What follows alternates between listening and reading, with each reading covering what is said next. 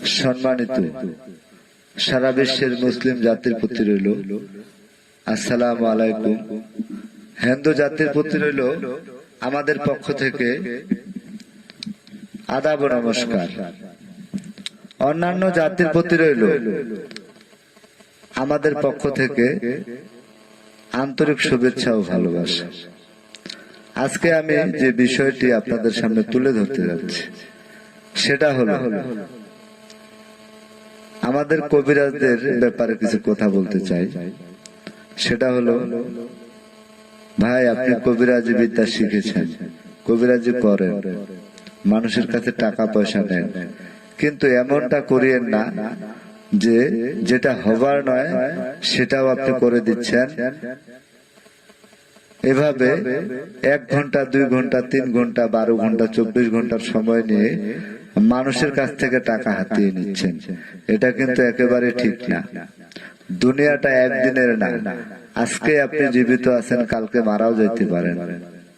আপনি যে একজন মানুষের কাছ থেকে টাকা পয়সা নিচ্ছেন, এই যে টাকা পয়সাগুলো নিয়ে আপনি খাচ্ছেন বা অনেক কিছু করতেছেন, ভোগ করতেছেন, একদিন কিন্তু এই টাকা পয়সার হিসাব ঠিকই আপনাকে দিতে হবে। ইহকালে না দিলেও পরকালে আপনাকে সেই হিসাবটা দিতে হবে। আপনি মৃত্যুর পর একজন ব্যক্তির কিছু টাকা পয়সা খেয়েছেন, সেটা কিন্তু হাসরের ময়দানে আপনাকে ছাড়বে না, আর সেই ব্যক্তি আপনাকে মাফও করবে না। কেননা আপনি তাকে কাজের কথা বলে টাকা নিছেন, তারপরে যতটুকু সম্ভব যেভাবে সম্ভব চিট করেছেন। আপনাদের মতো 2-1 জন প্রতারকের জন্য সারা বিশ্বে, সারা বাংলায় আজকে কালো ছায়া নেমে এসেছে, কবিরাজদের নামে আধার নেমে এসেছে। কেন ভাই? আমরা কি দোষ করেছি?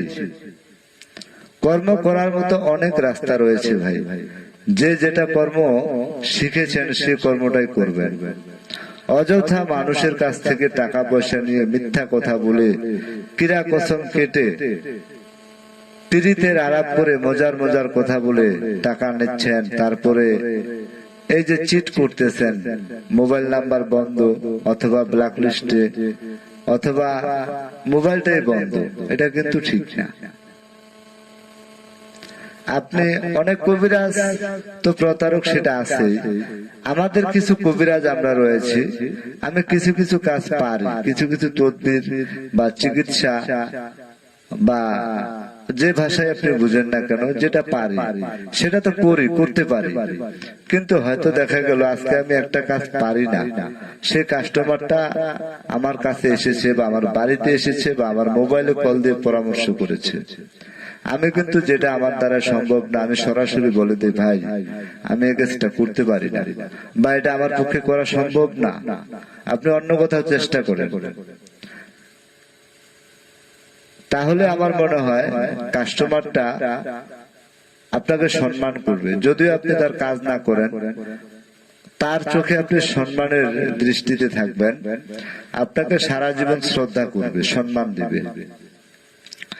আর এই যে 2000, 4000, 5000 টাকা মানুষের কাছ থেকে নিয়ে আপনি এই যে চিট ব্যবসা করেন, এটা একেবারে ঠিক না। আপনি যে কাজটা পারেন, লিগালে বাস্তবে যে কাজটা পারেন, আপনি সেটার জন্য 10 টাকার জায়গায় কাস্টমারের কাছে যদি 20 টাকাও নিয়ে থাকেন, তারপরেও সেটা মেনে নেওয়া যায়। আমি আপনার কাজ করে দিচ্ছি, 10 টাকার জায়গায় 20 টাকা নিচ্ছি, আপনার ভালো লাগছে, আপনি আমাকে টাকা দিচ্ছেন, সেটা মেনে নেওয়া যায়। কিন্তু এমনটা না যে টাকা পয়সা নিলেন, কোনো কাজই করলেন না, বিভিন্ন রকম কৌশল অবলম্বন করে চিট করলেন। আর এরকম 2-1 জন প্রতারকের জন্য আর 2-1 জন কবিরাজের জন্য সারা বিশ্বের, সারা বাংলার কবিরাজদের নামে আজকে বদনাম। আপনার কাছে আমার অনুরোধ থাকলো, ভাই এই ধরনের চিট ব্যবসা ছেড়ে দেন। আপনি যেটা পারেন সেটাই করেন, যেটা পারেন না সেটা পারি বলে কারোর সাথে কথা দিয়েন না। বেশি কিছু আমি বলতে চাচ্ছি না, কারণ আমি একজন সাধারণ কবিরাজ, ছোট্ট কবিরাজ। কে শুনে আমার কথা? আমার কি মূল্য আছে? তারপরেও মনের আবেগ, বিবেক, কিছু প্রশ্ন আমার থাকে। তাই ছোট্ট মানুষ হিসেবে, একজন সাধারণ ছোট্ট কবিরাজ হিসেবে আমি আপনাদের কাছে জোর হাত করে বলছি, আপনারা কেউ চিট ব্যবসাটা করবেন না। আপনি যতটুকু কর্ম শিখেছেন তার ভিতরেই থাকেন। এমনও প্রমাণ আছে যে আপনি লিগালে যদি ব্যবসা